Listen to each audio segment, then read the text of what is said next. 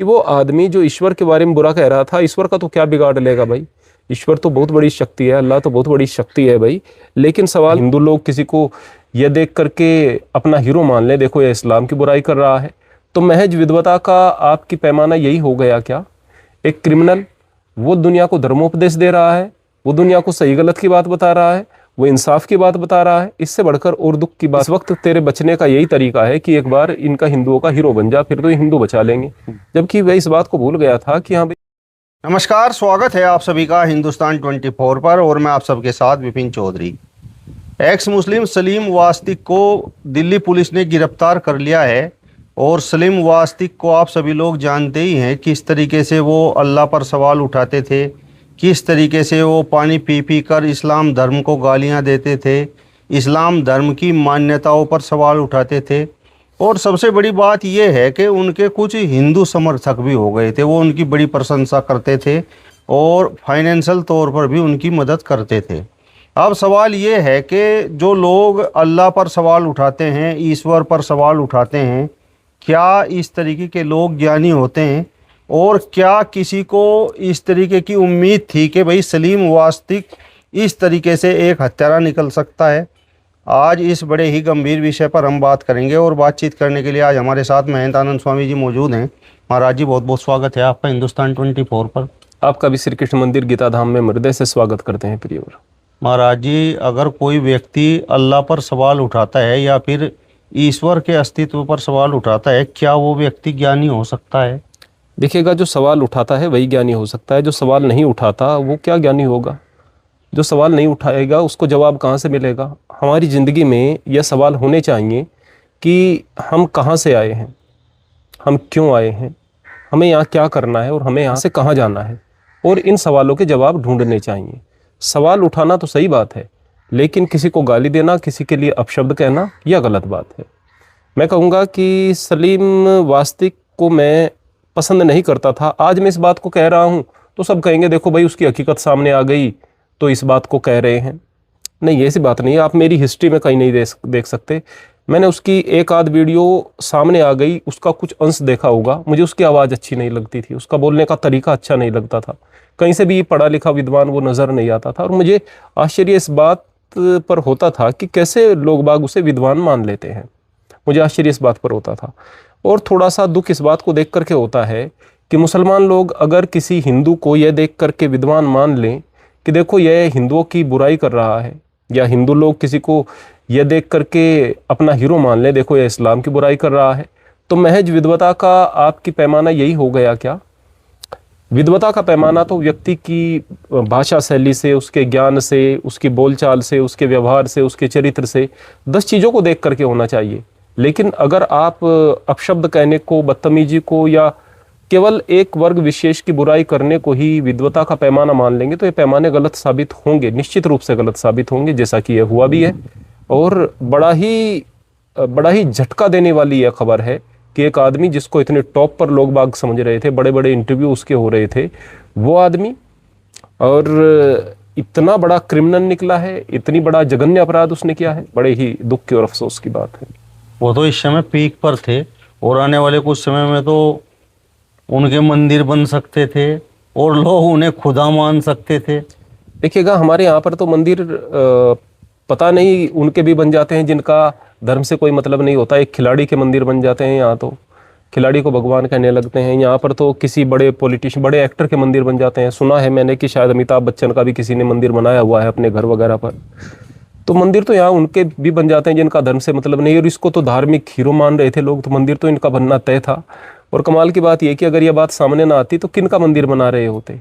मेरा कहने का मतलब यह भी है कि जब तक आप इस बात को नहीं सोचोगे कि परमात्मा एक बहुत बड़ी शक्ति है और पूरी दुनिया का परमात्मा मालिक एक ही है, तो तब तक तो आप इस बात को समझ ही नहीं पाओगे कि यथार्थ क्या है।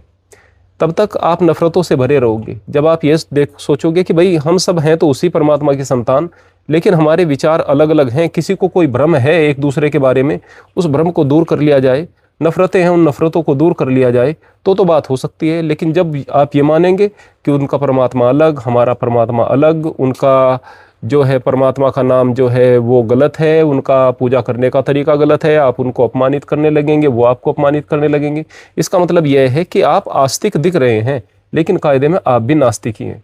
क्योंकि जिसको परमात्मा से मोहब्बत होगी तो वो तो किसी भी भाषा में परमात्मा का नाम हो उसको परमात्मा से प्रेम होगा ही होगा। अगर आपको प्यास लगी है ना, कोई आपको वाटर कहकर पानी दे, पानी कहकर पानी दे, या जल कहकर पानी दे, नीर कहकर पानी दे, आपको तो पीने से मतलब है क्योंकि प्यास लगी है। जब प्यास नहीं है तो तब आप नामों में उलझ सकते हैं। दिक्कत की बात यह है कि लोगों को शिद्दत ही नहीं है, प्यास ही नहीं है, इसलिए दिक्कत है बहुत बड़ी। महाराज, मुस्लिम होकर जिस तरीके से सलीम वास्तिक इस्लाम धर्म को गालियां देते थे, इस्लाम धर्म की मान्यताओं पर सवाल उठाते थे, तो क्या यही वजह थी कि भाई हिंदू उनके साथ जुड़ रहे थे, उनकी प्रशंसा कर रहे थे, उनकी वीडियोज शेयर करते थे और फाइनेंशियल तौर पर भी उनकी मदद कर रहे थे? देखो, इसके अलावा तो और क्या वजह हो सकती है, आप बताइएगा। इसके अलावा तो ऐसा नहीं हो सकता कि हाँ भाई वो कोई लोक कल्याणकारी कार्य कर रहे हैं।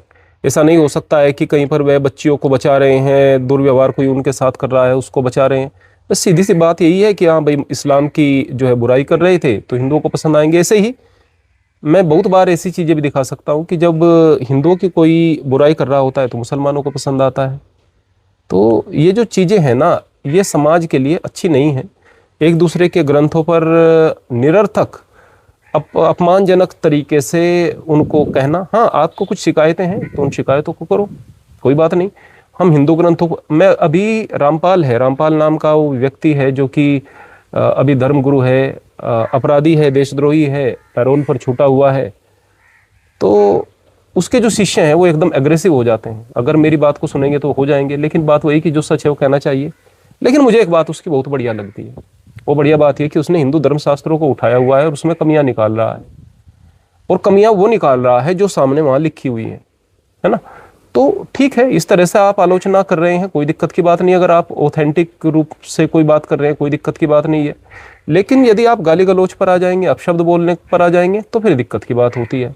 तो मैं यही कहूँगा कि आलोचना तो अच्छी बात है, समीक्षा अच्छी बात है, वो आप करें, लेकिन नफरतों से भर करके आलोचना करना, नफरतों से भरकर गलत शब्दों का प्रयोग करना, अपमानजनक शब्दों का प्रयोग करना, ये चीज़ें गलत हैं, जो कि सलीम वास्तिक जी मुझे अक्सर करते हुए नज़र आते थे।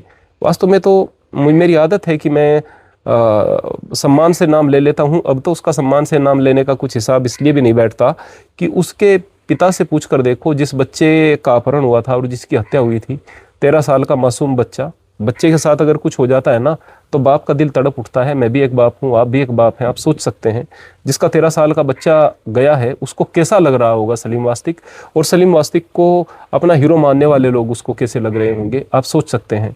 एक क्रिमिनल, वो दुनिया को धर्मोपदेश दे रहा है, वो दुनिया को सही गलत की बात बता रहा है, वो इंसाफ की बात बता रहा है। इससे बढ़कर और दुख की बात क्या हो सकती है, अफसोस क्या हो सकता है।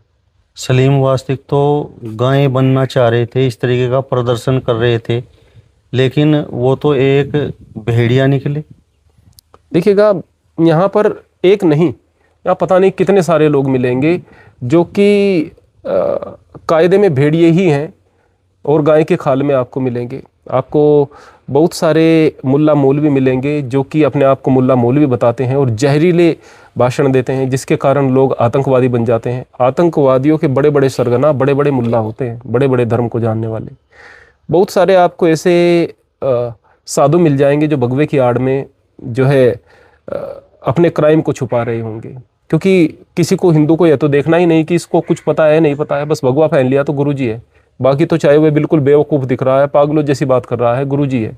यानी कि यहाँ पर यह तो नहीं देखना है कि यहाँ ज्ञान से कोई तोला जाएगा, यहाँ तो बस वेश से तोला जाता है। इसीलिए आपको हिंदुओं में भी, मुसलमानों में भी और हर स्थान पर ऐसे भेड़िए मिल जाएंगे जो कि गाय की खाल ओढ़े हुए हैं। महाराज जी, सलीम वास्तिक क्या इस वजह से इस्लाम की बुराई कर रहे थे? वो एक तरह से समय को भांप गए थे कि भाई जो कृत्य तुमने किया हुआ है, हत्या की हुई है, एक ना एक दिन उसका पर्दाफाश जरूर होगा। लेकिन अगर वर्तमान समय में जो सरकारें हैं उसके हिसाब से अगर आप इस्लाम की बुराई करते रहे तो हिंदुओं का समर्थन तुम्हें मिल जाएगा और कहीं ना कहीं सरकार की नज़रों से तुम बच जाओगे। देखिएगा परिवार, आप सरकार को तो इसलिए दोष नहीं दे सकते। मैं फिर यही कहूँगा, मैं इसलिए नहीं कि मैं बीजेपी का समर्थक हूँ, लेकिन आप ये बताइएगा सरकार फिलहाल बदली थोड़ा ही है, फिलहाल भी तो वही सरकार है।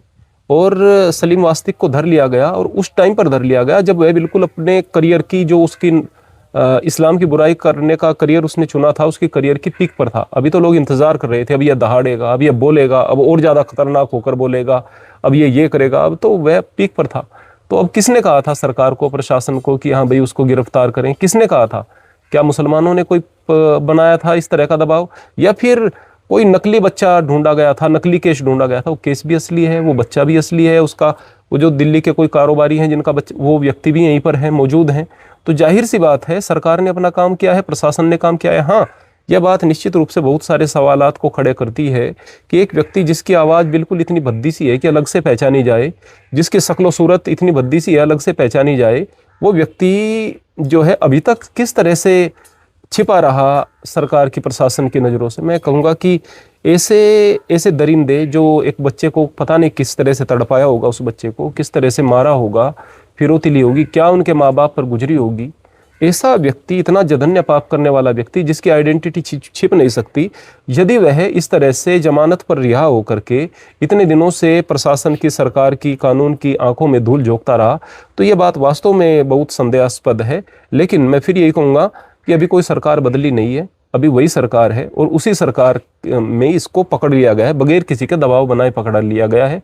तो हाँ, देर जरूर हुई है, कानून की लचर व्यवस्था जरूर कहूँगा, लेकिन मैं प्रशासन और शासन और सरकार की मंशा पर उंगली नहीं उठाऊंगा। यहाँ पर जो काम किया है मैं उसको साधुवाद भी दूंगा।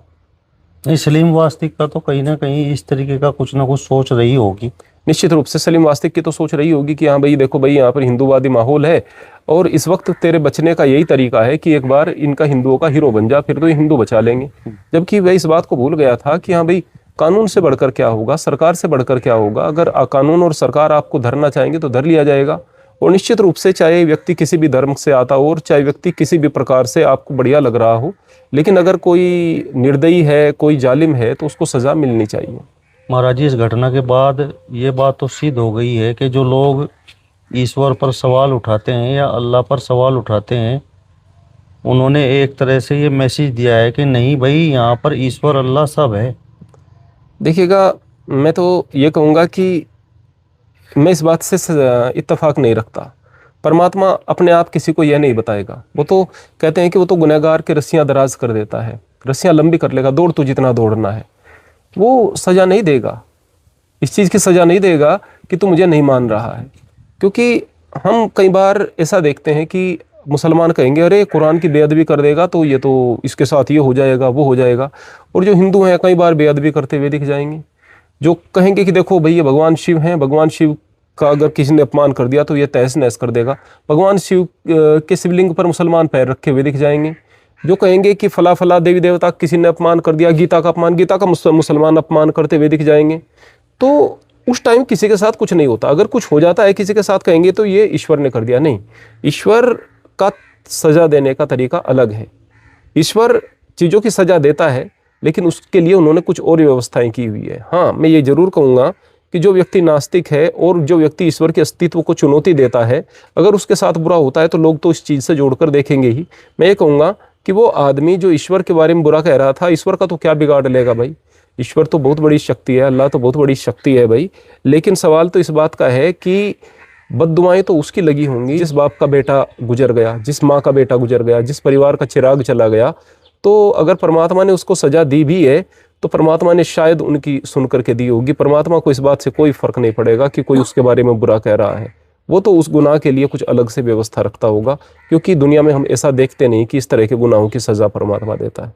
महाराज जी, सलीम वास्तिक को अगर मरना होता तो जिस समय उनका गला काटा गया उस टाइम वो मर गया होता, और ये जो राज उसका अब खुला है, ये पर्दाफाश हुआ है, ये भी उसके साथ ही चला जाता।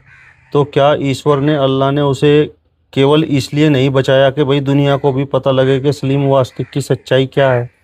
हाँ जी, हाँ, हो सकता है कि मालिक का कुछ ऐसा विधान रहा हो कि वो सोचता हो कि तू गुनाह से ऐसे ही नहीं बच सकता, किसी चीज़ की आड़ में रहकर गुनाह से नहीं बच सकता। अगर गुनाह किया है तो सज़ा देने का तरीका मेरे पास और है। मौत तुझे आई है लेकिन मारूंगा मैं तुझे अपनी मर्जी से, ऐसा परमात्मा की तरफ से कोई संकेत हो सकता है। तो जाहिर सी बात है भाई, मैं ये कहूँगा कि बद्दुआ बहुत बुरी होती है। किसी का दिल दुखाया भी बुरा होता है, और वहाँ तो उस परिवार का चिराग ही बुझा दिया, किसी माँ का बच्चा गया, किसी बाप की औलाद गई, किसी बहन का भाई गया होगा, तो ये तो बड़े दर्द वाली बात है।